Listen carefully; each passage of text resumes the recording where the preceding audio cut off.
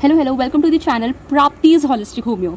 In this video, we are going to cover the most important question from your biochemic topic, which is from physiology, rickets. And before this, I have completed scurvy, which you can see, which was the deficiency of vitamin. Of which vitamin you will comment me down below. कि कौन सी deficiency से scurvy cause होता है. Now we will see rickets. Okay, so first we will start with the definition. So definition states that ricket is a bone disorder in children, especially in children, caused by deficiency of vitamin D. Okay, so this is caused by the deficiency of vitamin D, most important. And you will let me know कि scurvy में कौन से vitamin की deficiency से वो form हो रहा था. विटामिन डी, कैल्शियम और phosphate is seen in the bones और टीथ. ओके, सो ये तीनों की डेफिशिएंसी से होता है हमें rickets. Main important point. Definition याद हो गया, आगे का तुम लिख सकते हो थोड़ा सा, तुम्हें याद होना चाहिए कि वरना तुम यहाँ पे लिख दोगे विटामिन सी की डिफिशियंसी से रिकेट्स होता है. So no bro, no. So vitamin D, calcium and phosphate resulting in weakened bone and skeletal deformities because ये सारे vitamin, calcium and phosphate are found majorly in the bones. Okay, and teeth also of course. तो फिर weakened हो जाएंगे bones and हमारे skeletal deformities form हो जाएगा. Mainly occurs due to deficiency of vitamin D. देख लिया हम लोगों ने. Then we will see the causes. Okay, causes for these deficiencies. So first cause is vitamin D deficiency के या impaired calcium and phosphate absorption होगा. Like absorption में कुछ अगर कमी आ रही है या एब्जॉर्ब ही नहीं कर पा रहा, we are taking it from the like intake is proper but absorption में there is problem. intake is proper but absorption में there is problem. So in that cases we get the vitamin D की deficiency and rickets takes place. Okay, due to impaired or insufficient vitamin D. Okay, एक case ये हो गया कि अगर हम intake ले रहे हैं एब्जॉर्प्शन ही नहीं हो रहा है, इंटेक भी कम है और एब्जॉर्ब भी नहीं हो पाएगा फिर. Okay, I hope you understood. Then second is calcium and phosphate deficiency, poor dietary intake और माड absorption of this minerals.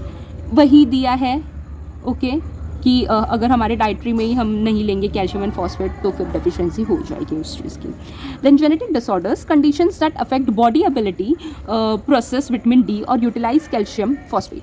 Like this is an genetic disorder जहाँ पर हमारी बॉडी ही नहीं प्रोसेस कर पाती विटामिन डी को या यूटिलाइज कर पाती है. Like the intake is there but हमारी बॉडी ही उसे यूटिलाइज नहीं कर पा रही है. Okay, so in that condition rickets takes place. Then other factor can also be there like lack of vitamin like lack of sunlight exposure that it gives us the vitamin D, या poor nutrition or certain medical conditions like renal diseases. Okay, so these were the causes for rickets. So now we will see symptoms of the rickets. जैसे कि we have already seen अभी कि it causes because of the deficiencies of vitamin D, calcium and phosphate.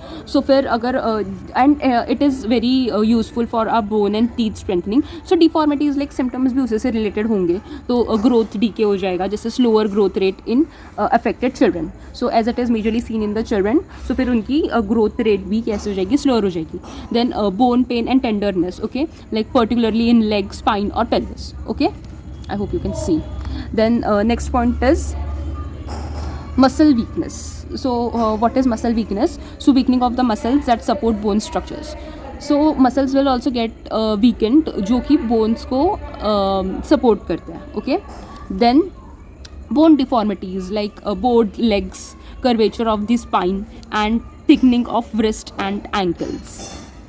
सो यहाँ पर मैं कुछ pictures लगा दूँगी, यू कैन सी कि ये सारी चीज़ें ऐसी ऐसी हो जाती हैं. Then dental issues, as I already mentioned it that it is very helpful for like it is in the bones and tissues teeth. So फिर डेंटल इशूज़ जैसे कि डिलेड टूथ डेवलपमेंट और एनिमल प्रॉब्लम्स.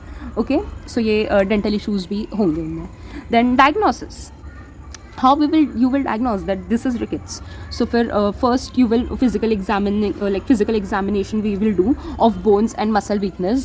Okay, तो physical examination के बाद we will have the blood test done to check the level of vitamin D, calcium and phosphate in their body. If there is lack in that, so you can come to the conclusion that it is rickets.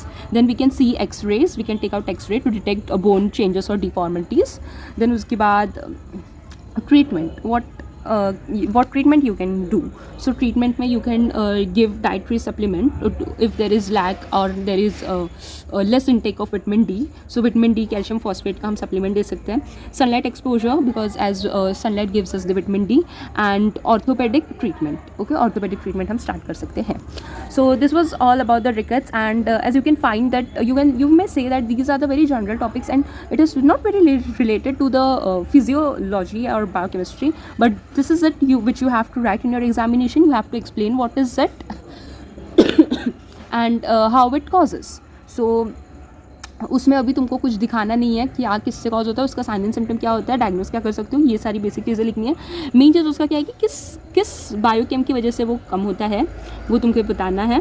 उसकी definition लिखनी है, and that is all for 5 marks.